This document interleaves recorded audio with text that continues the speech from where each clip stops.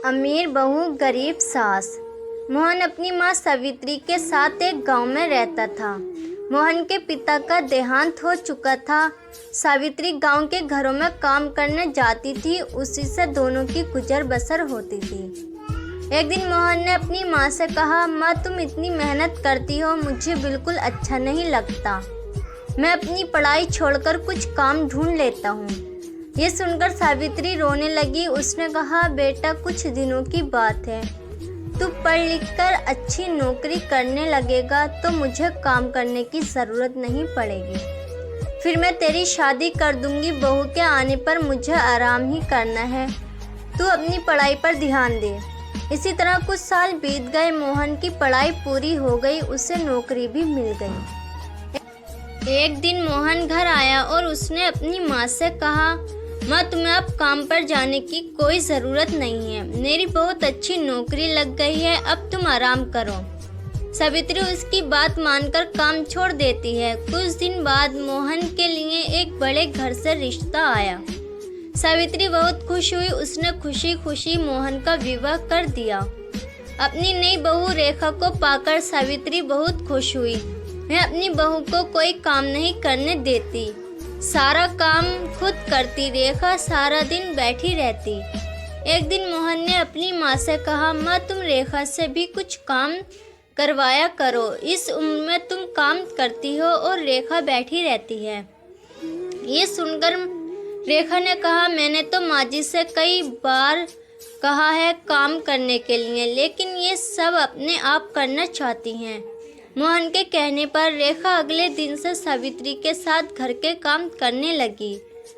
कुछ दिन बाद सावित्री की तबीयत खराब रहने लगी। अब सारा काम रेखा को करना पड़ा था। कुछ दिन बाद रेखा का स्वभाव बदलने लगा। वह अब सावित्री से बात नहीं करती थी। एक दिन सावित्री ने पूछा, बहू क्या बात है, तुम मेरे से बात नहीं करती? तब रेखा ने कहा, आपको पता है मैं कितने बड़े घर से आई हूँ और कितनी पढ़ी लिखी हूँ, तुम लोगों ने मुझे नौकरानी बना दिया।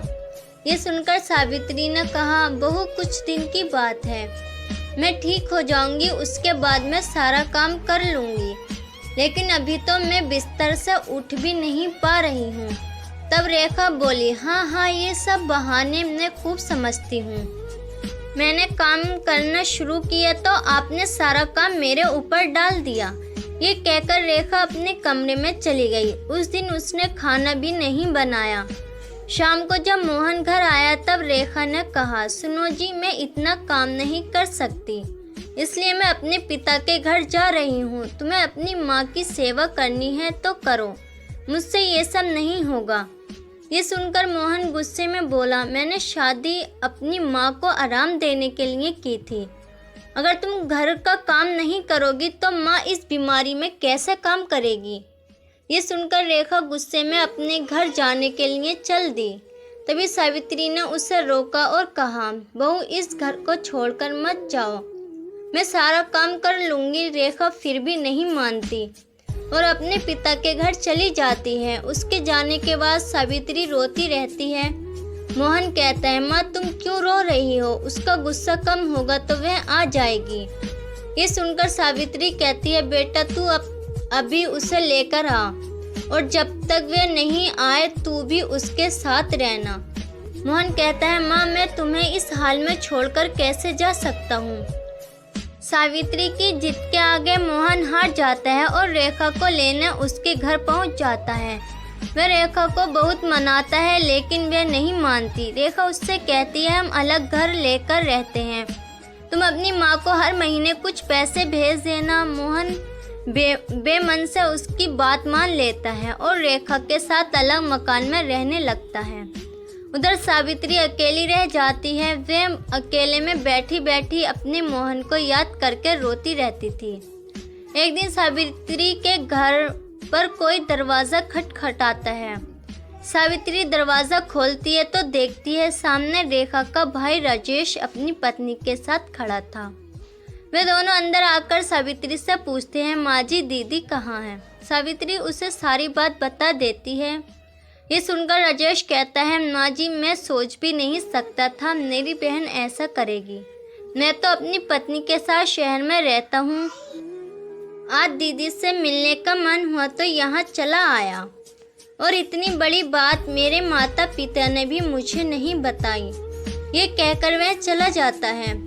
कुछ दिन बाद रेखा अपने पिता के घर जाती है। वहाँ उसे राजेश और उसकी पत्नी मिलते हैं। रेखा अपने भाई भाभी को देखकर बहुत खुश होती है और कहती है, भैया आप कब आए, मुझसे मिलने क्यों नहीं आए, और माँ पिताजी कहाँ हैं? तब राजेश ने कहा, मेरी पत्नी माँ पिताजी के साथ नहीं रहना चाहती थी, इसलिए मैंने उन दोनों को घर से निकाल दिया, और तू भी अब कभी भी यहाँ मत आना। ये सुनकर रेखा के होश उड़ जाते हैं। वह रोने लगती है और कहती है, भैया आप मुझे इतना प्यार करते थे, अब कैसी बातें कर रहे हो, और इस उम्र में माँ पिताजी कहाँ जाएंगे, आप उनके साथ ऐसा कैसे कर सकते हैं? तब राजेश कहता है, जब तू अपनी सास के साथ ऐसा कर सकती है तो मैं क्यों नहीं कर सकता, मैं भी तो तेरा भाई हूँ। ये सुनकर रेखा को अपने किए पर बहुत पछतावा होता है। वह भागकर अपने घर पहुँच जाती है और मोहन के पैरों में गिर जाती है। मोहन के पूछने पर वह सारी बात उसे बता देती है और कहती है, मुझे माफ़ कर दो और माँ जी के पास ले चलो, मैं उनसे माफ़ी मांग लूँगी। मेरे किए की सज़ा मेरे माता पिता को भी भुगतनी पड़ रही है, जाने वे किस हाल में होंगे। मोहन रेखा को लेकर अपने घर पहुंच जाता है। घर में घुसते ही रेखा सावित्री के पैरों में गिर जाती है और अपने किए व्यवहार के लिए माफ़ी मांगती है। तभी दूसरे कमरे से राजेश अपनी पत्नी और माता पिता के साथ बाहर आता है। उन्हें देखकर रेखा रोने लगती है। तब राजेश उसे बताता है, उसने माता पिता को छुपा दिया था ताकि तुझे तेरी गलती का एहसास हो सके। राजेश के माता पिता भी सावित्री से माफ़ी मांगते हैं। इस तरह मोहन, रेखा और सावित्री तीनों खुशी खुशी रहने लगते हैं। दोस्तों, आपको ये कहानी कैसी लगी मुझे कमेंट्स में बताना। आप मेरे चैनल पर नए हैं तो मेरे चैनल को सब्सक्राइब कर लें।